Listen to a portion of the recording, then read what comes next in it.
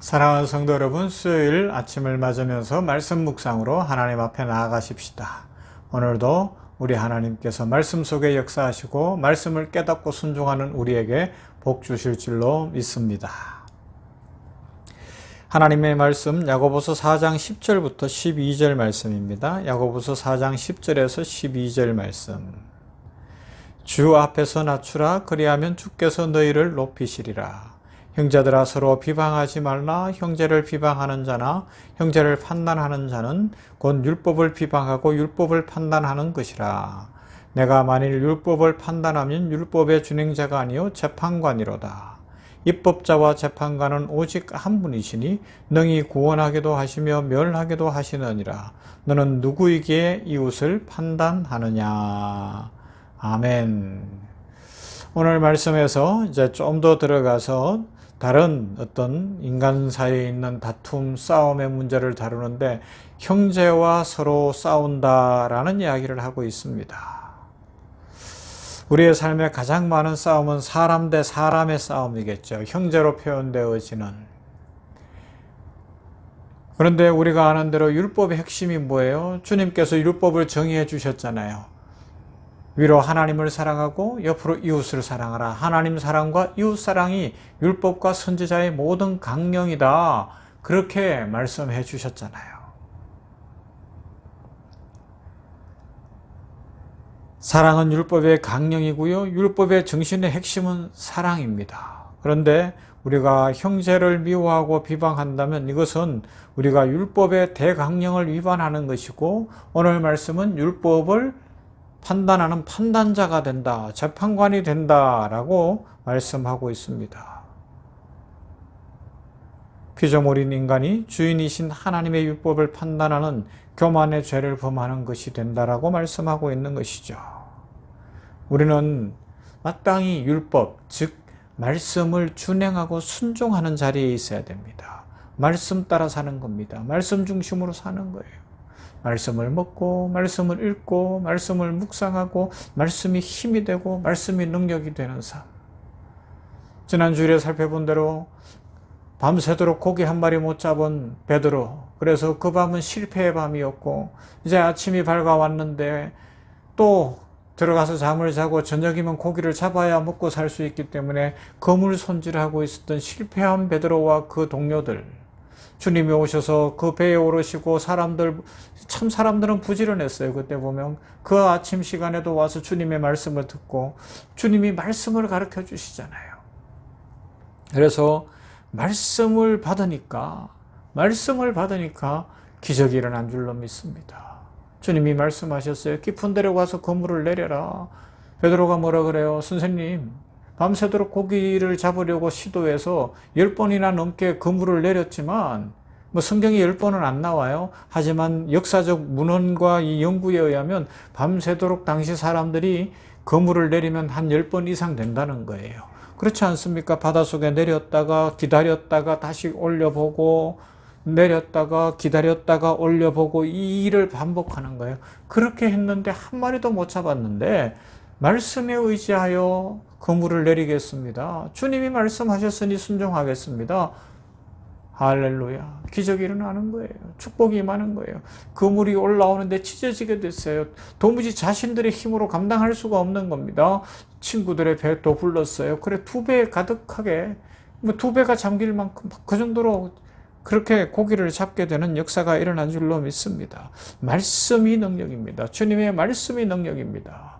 주님은 우리 인생을 바꾸시기 위하여 주실 때 풍성히 주시는 분이십니다. 말씀대로 넘치도록 주시고, 그래서 우리들이 기적 속에서 깜짝 놀라 변화받도록 은혜와 복을 주실 줄로 믿습니다. 오늘도 그런 은혜 주실 하나님을 찬양합니다. 그래서 이 말씀을 믿는 우리들은 어떻게 해야 된다고요? 이 형제들을 사랑하고 형제와의 다툼을 피해야 된다고 말씀하고 있습니다. 12절 말씀, 입법자와 재판관은 오직 한 분이시니 능히 구원하기도 하시며 멸하기도 하시느니라. 너는 누구이기에 이웃을 판단하느냐 말씀하고 있어요. 여기 형제, 이웃 다 같은 표현으로 지금 사용되고 있는 인간관계를 표현하고 있거든요. 입법자, 재판관은 하나님 한 분이셔요. 그러면 우리는요, 그 말씀 따라 살아가면 되는 것이죠. 순종하는 것입니다.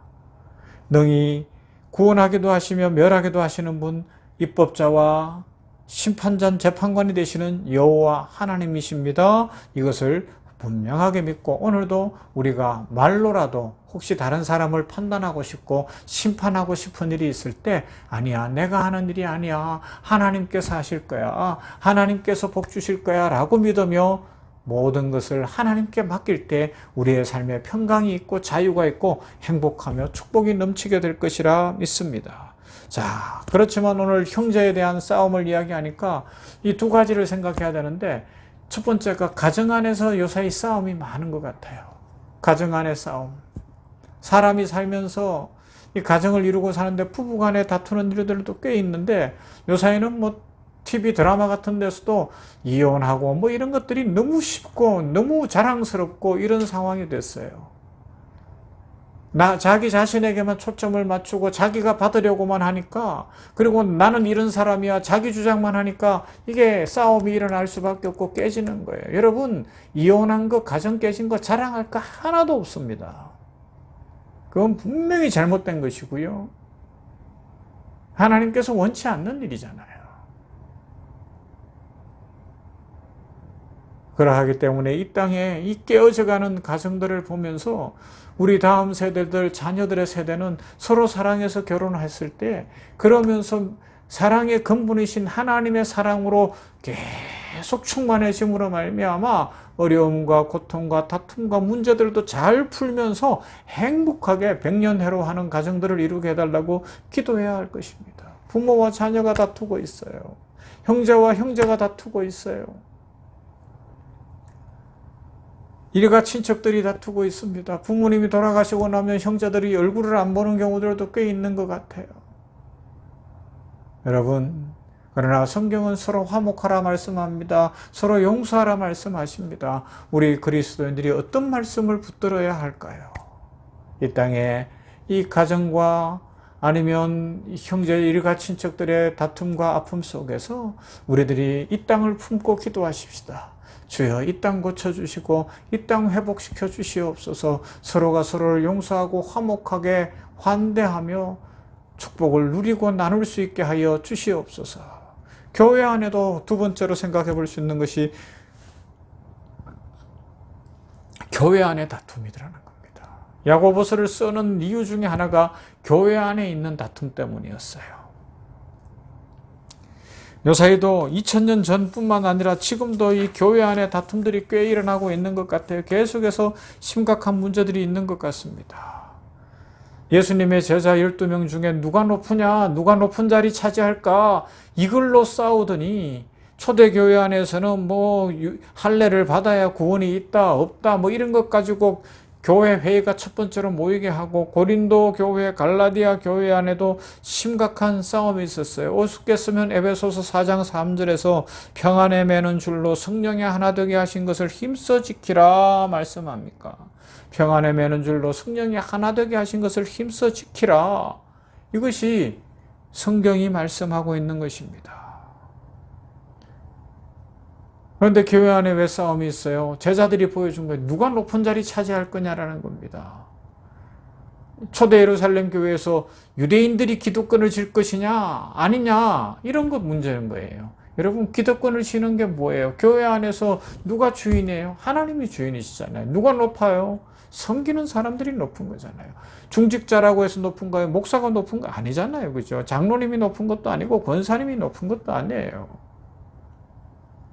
진짜 신앙생활 잘하고 바르게 하고 오래 한 사람들은 섬기는 사람들입니다. 겸손한 사람들입니다. 낮아진 사람들입니다. 제가 미국에 잠시 살 때 보니까 미국 교회 안에 특히 이 교포교회들 보니까 우리 아버지가 교회를 세웠어, 뭐 우리가 세웠어, 우리 일가 친척이 모여서 교회가 시작됐어 그러면서 막 자기들끼리만 모여서 자꾸 남들을 배척하더라고요. 그것이 나중에 선교하면서 보니까 중국 상해에서도 그러고 북경에서도 그런데요. 왜 그럴까요? 하나님이 주인이신데 우리는 섬기고 사랑하고 용서하고 그렇게 해야 되는데 말입니다. 여러분, 이 땅에 교회들이 평안할 수 있기를 바랍니다. 우리 교회들이 주의 은혜로 말미암아 사랑을 실천하고 평화를 이룰 수 있기를 바랍니다. 오늘 말씀하고 있습니다. 우리들 이 말씀 속에서 진짜 누가 높은가? 섬기는 자가 높다 하는 것을 기억하고 형제와의 싸움을 멀리하며 가정이 화목하고 교회가 평온하고 부흥하고 가정은 행복하고 축복이 넘치는 그런 삶을 살아가게 되기를 주님의 이름으로 축복합니다. 사랑과 은혜가 풍성하신 하나님 감사합니다.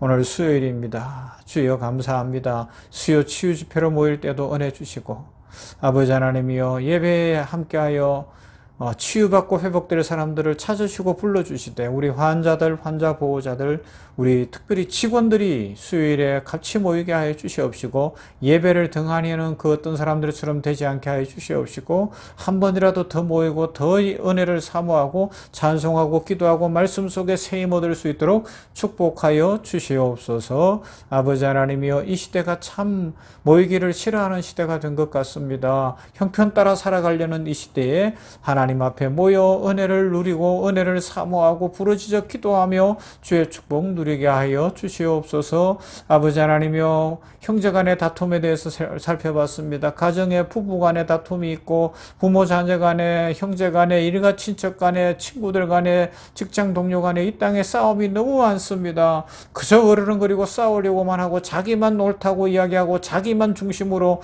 자기만 위하라는 이 악한 세대를 본받지 않게 하여 주시옵시고 예수님처럼 사랑하는 우리들 되게 하여 주시옵소서. 교회가 평안하기를 원합니다. 교회들에 있는 싸움들이 사라지게 하여 주시옵시고 누가 높은가 생각하는 것이 아니라 낮아지는 자, 섬기는 자가 되어서 교회가 부흥의 공동체가 되게 하시고 복음을 전하는 공동체가 되게 하시고 교회를 통하여 이 땅 고치시고 구원하기 원하시는 하나님의 뜻을 이룰 수 있도록 복 내려 주시며 우리 병원계를 축복하여 주시어서 부흥케 하옵소서. 병원계에 들어오는 사람들마다 예수님 만나고 성령 충만하며 인생이 새로워지는 부흥의 역사를 주시고 숫자적으로도 성장하게 하시고 하나님께서 필요한 재정도 채우심으로 선교하고 구제하고 나누고 베풀고 하나님의 영광 위하여 살아가게 부족함이 없도록 축복해 주시옵소서. 예수님 이름으로 기도하옵나이다. 아멘.